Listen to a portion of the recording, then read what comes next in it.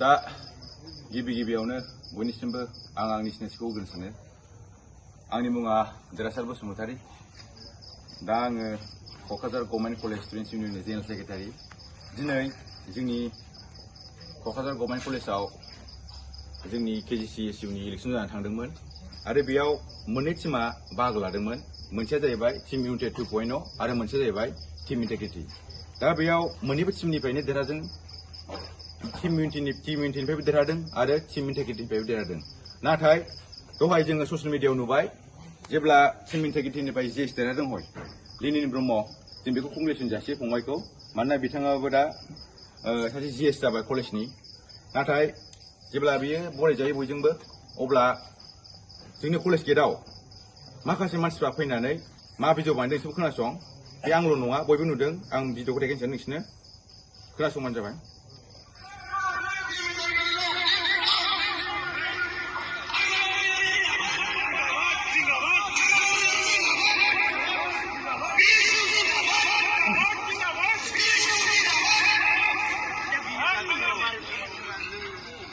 दा नुबाय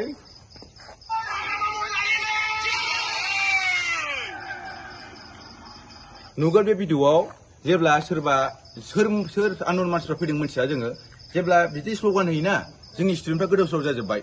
टीम इन्टेग्रिटियासो देरहादों हक ना सोरबा हाग्रामाफोरा देरहादों हक, दिनैसिम थांनाय बोसोराव आं देरहादोंमोन हक, दिनैसिम आं देरहानायावबो रावबो सोरबा प्रमद सारनि नाम लायाखै, सोरबा हाग्रामा सारनि नाम लायाखै। नाथाय दिनै जोंनि कलेजाव सोरबा मानसिया फैनानै BSU लं लिभ, हाग्रामा लं लिभ, सोरबा BPF लं लिभ होनबा जानाय नङा। दा जोंना फिउचारा जोंनि कलेजाव जुदि पलिटिकेल फैबाय थायोबा जोंनि कलेजा कलेज जानाय नङा दे, होनखायो आङो। दा जोंनि फिउचाराव थानाय फंबाय बिनानावआ मोनथिनांगोन सोरखौ चुज खालामनांगौ, सोरखौ चुज खालामनाङा। दा आङो गभर्नमेन्ट कलेज बायदि गेटआव थानानै बिदि होननांगौ भिडिअ बानायनांगौ दरकार गैया। दा नायग्रा फंबाय बिनानावमोन आरो जाय नायदों आदामोन, आब'मोन, आदैमोन, मादैमोन मिथिनानै ला, जोंनि कलेजाव खुनु पलिटिकेल लिंक गैया KGCSU इलेक्सनाव। दंबाबो माखासेयाव थानो हागौ, खिन्थु बिदि अपेन फैनानै बिदि भिडिअ फैनानै सोरबा सारनि नाम लानानै हाग्रामा महिला लं लिभ, BSU लं लिभ, BPF लं लिभ होनबा जानाय नङा। बेयाव दिनै टीम इउनिटियाबो देरहादों। दिनै टीम इउनिटियाव फैनानै सोरबा from Bodo' long leave, FU long leave होनफैयाखै।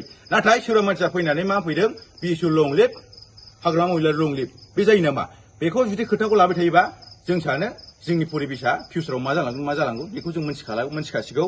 खिन्थु बिदि फैबाय थायोबा सासे GS हिसाबै आं कलेजाव मोनसे शान्तिपुर्ण इलेक्सनखौ लुगैदोंमोन, जानानै थांबाय। नाथाय लास्टआव बे ससियेल मिडियायाव बिदि फैनाया एसे जोंनि थाखाय साबजाथाव नङा, एक्सेप्टेबल नङा।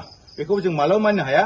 ओंखायनो साफ्रोमबो जोंनि कलेजनि स्टुडेन्टफ्रा बेखौ मानिनांगोन। सोरबा BSU नि नाम लानानै, सोरबा FU नि नाम लानानै, सोरबा हाग्रामानि नाम लानानै जोहोयोबा जों बेखौ मालाबा एक्सेप्ट खालामनाय नङा। आं बारा होनो सानला। फिउचारनि गाबोन समफोरनि फंबाय बिनानावनो जोंनि कलेजाव GS जाफैगोन, सोरबा इउनियन बडि जाफैगोन। दा सोरनिबा स्ल'गान लानानै, सोरनिबा सारनि नाम लानानै बिदि स्ल'गान होबाय जानाय नङा। ओंखायनो रिकुवेस्ट खालामो गासैफोरनिसिम जे बेफोरबायदि इस्युखौ जोंनि कलेजाव दालाबो आरो मालाबा दालाबोनो नाजाखा। गोजोन्थों।